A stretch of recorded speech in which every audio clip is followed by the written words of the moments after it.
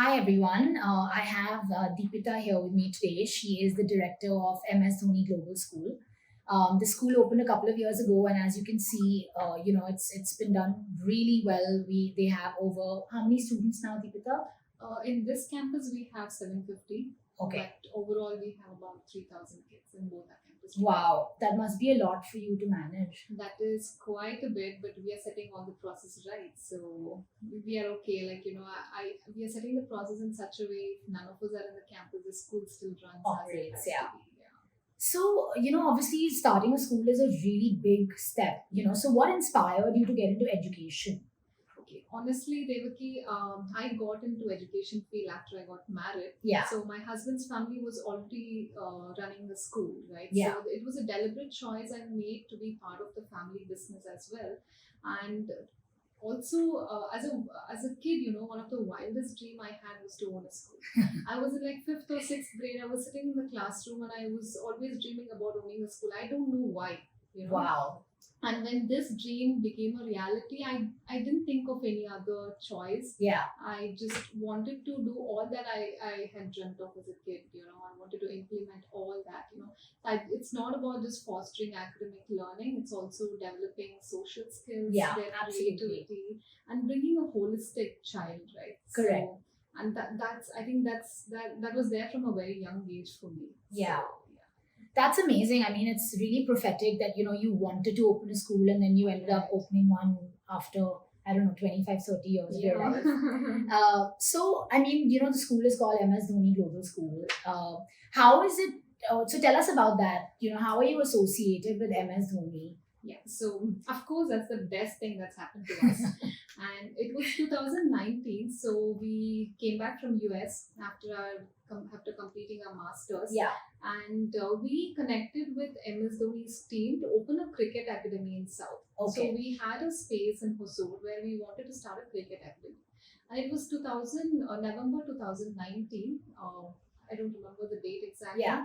We just proposed and pitched this idea to collaborate with Dhoni and run schools. Yeah. And that's how it all started. And then it took a while. It took about a year. Yeah, of course. For them to agree, and then for us to show what we are and all. And here we are today. Yeah. Yeah. But how was it meeting him? Like, what was it like? How was he? We've heard such amazing stories about him, his humility, his talent, of course. So how was it for you? It was a surreal moment.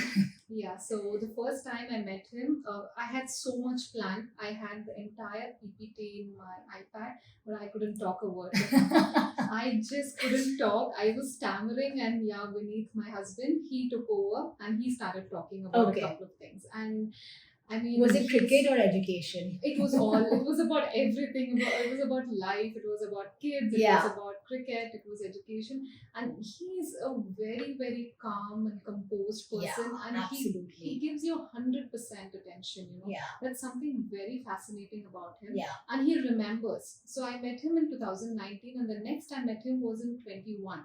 And he remembered. And he remembered my name and what all we did, That's and amazing. it was a COVID gap, right? So we couldn't get a chance to meet him quite often. But he gives you his 100% when he's listening to you. Yeah. That's the best quality about him. That's amazing. So, I want to talk a little bit more about the education side of things now. So, in your opinion, what are the crucial aspects of early childhood education, and how important do you think it is for you to put in a lot of effort for children between the age of 0 and 5, especially because that's when people say, your brains develop the most. Right.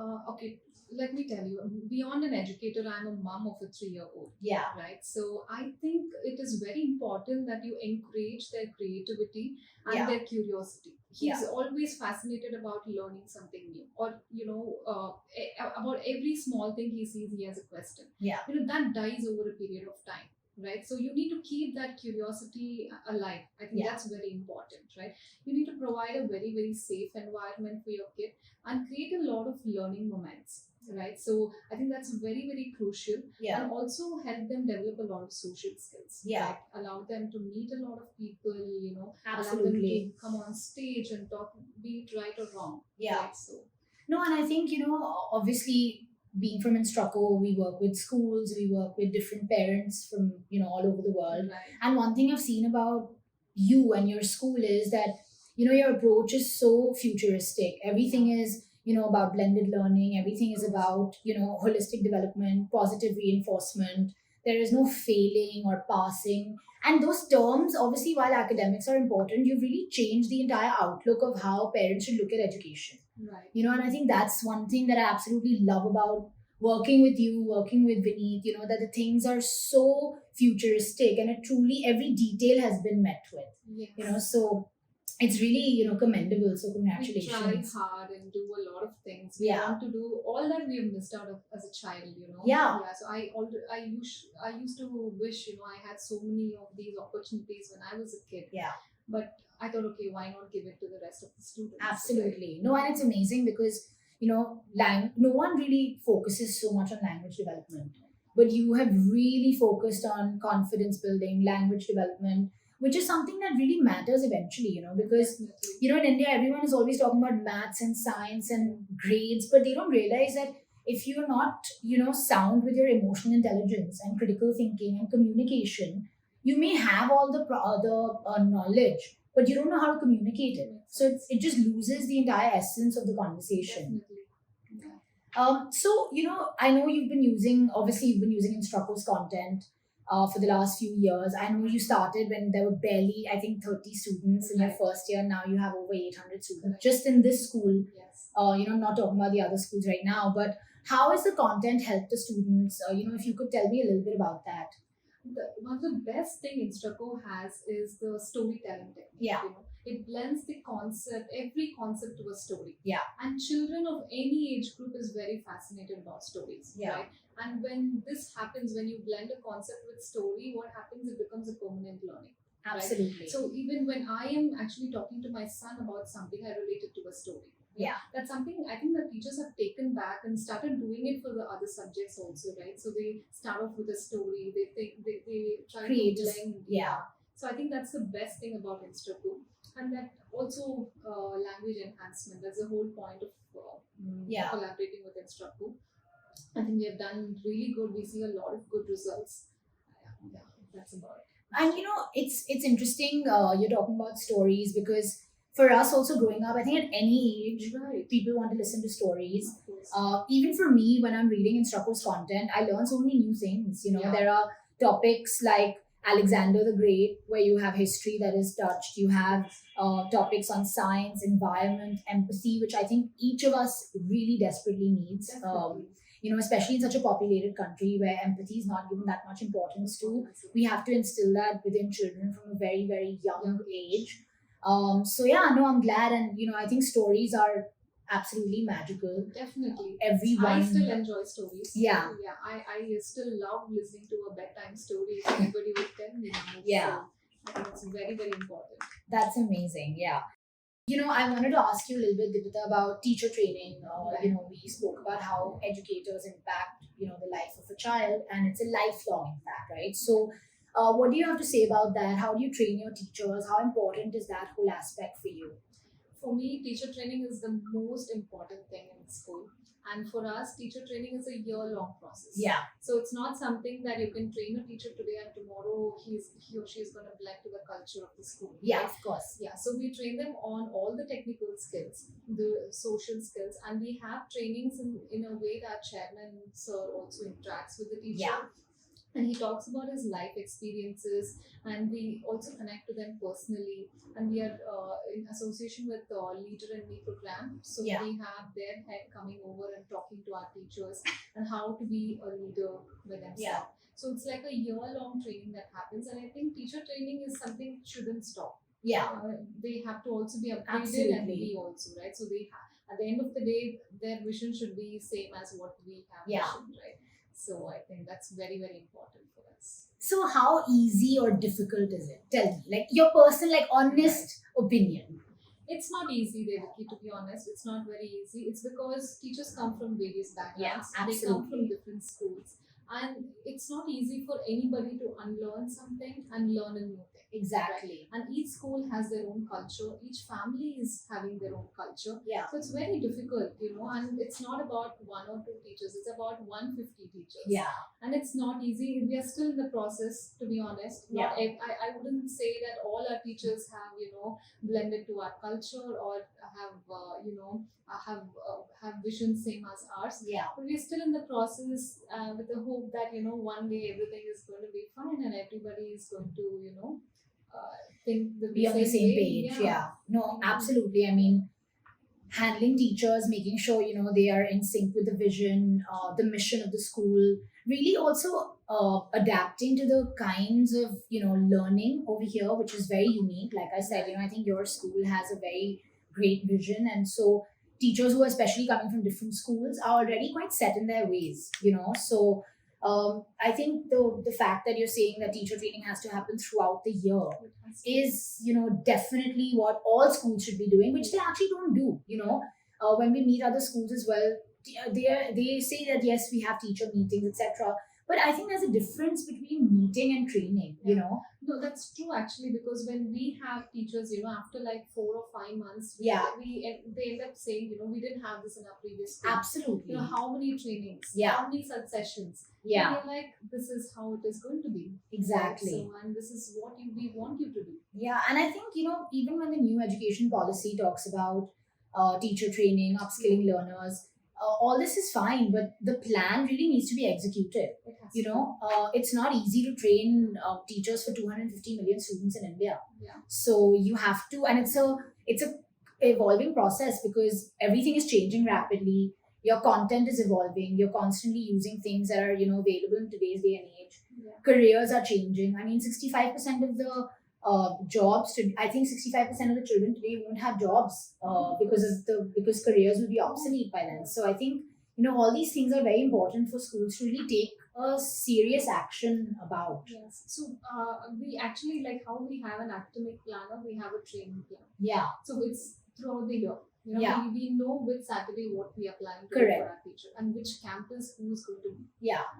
So we have that plan for the entire year. Yeah, and even when we came for the teacher training, I remember a few months ago here, it was so nice how all the teachers were also loving it. Yeah. So I think sometimes you need to push them a little bit to do it, but then they actually get into it, and you're upskilling them as individuals, which is a great social service as well. Definitely. Great. So now, just coming to the parents, what kind of parents do you talk to these days? What are their requirements, and what do you think they should really be looking at to really see a development in their children? I don't talk to parents, Yeah. to be honest. So I take care mostly of the academics and the teacher part. Yeah. But I'm a parent. So Yeah. let me talk about what I think is very important for the early age education. I think it's about creating everyday learning moments. Yeah. It's just spending time with your child. Yeah. And also creating, it could be just as simple as reading books with them. Yeah. Or going on evening walks. Yeah. And then talking about things, talking about the surroundings, trees and flowers and all that. And also cycling with them. I play a lot of Lego with my kid. Yeah. I think it's all about these small moments and the time you spend with your child that creates a lot of learning, right? And that also helps them limit their screen time. Yeah. This generation kid are so addicted to screen. Absolutely. Yeah, and anytime the parent is busy, they just feel like Throw the this- iPad. Yeah, and every child, my son has an iPad of his own. Yeah. Right, of so course. he's 3 years old. It probably says Dhruva's iPad. Yeah. I mean, everybody is now like, okay, I think that's their playtime. Yeah. iPad. Yeah. So I think spending a lot of time with the child helps them limit their screen time also. I think these learning moments are very, very important for the early age development. And for parents, obviously some don't have the luxury of time because they have long working hours. They work 6 days a week. Some even work 7 sometimes. What are the tips for them? What do you recommend they should do? Prioritize. Yeah. Your child comes first. Right? Yeah. So prioritize. So like I work longer hours on a couple of days, but I don't miss a reading time with my kid. Yeah. Right. So I always prioritize it. even if I'm very tired, I ensure, I have that 15 or 20 minutes of reading time. Absolutely. I think just prioritizing your kid over work or anything, Yeah. that matters a lot. No, you're right. And I think in the day-to-day life, we just get so caught up with what's urgent, what needs to be done, that we forget about the bigger picture, because life is really truly about the moments that you enjoy. Right. So many times we're just trying to get from one place to another and we're not even enjoying the moment. We're not in the moment. Yeah. So, and children need to learn that from their parents, because Yeah, they that is shouldn't very think true. that they're about to enter a rat race like every other person has. So now, coming to my last question, what are your plans now with the school? With Are you planning on opening more schools? What is your vision now? Of course, Devaki. So we are in the process of expansion, and so for that expansion phase, we are setting the process right. Yeah. Right now, if you ask me, we are always setting our process right. So if none of us are in the campus someday for whatever reason, the school has to run. Absolutely. Right? So we're just setting the process right digitally. A lot of things happening in the background, and we very strongly believe in 3L. That's like, love, and learn. And we hope that only if a child likes the subject, or likes what he's taught, he's going to love the subject. Right? Absolutely. And if he loves it, it's going to be a permanent learning. I love that. Like, love, and learn. Yeah. That's amazing. Yes. That's really nice. So I think if we achieve that, I don't have to think at all. I can sit back at home and manage the school. Absolutely. I think we are in the process of achieving it. So yeah. That's amazing. So congratulations. I think it was really nice hearing all your thoughts, and you've done so well. And I love the fact that you wanted to open a school all your life and then you ended up opening it. Yeah. It truly means that I think from this, at least, the takeaway is that when you put your heart to something and you put your mind to something, you can truly manifest it, because Deepitha she's manifested a school which is successfully running and educating now people who will manifest their dreams. So thank you so much, Deepitha. It was Thank you, lovely Deepitha. talking to you and meeting with you. Pleasure. Thank you so much.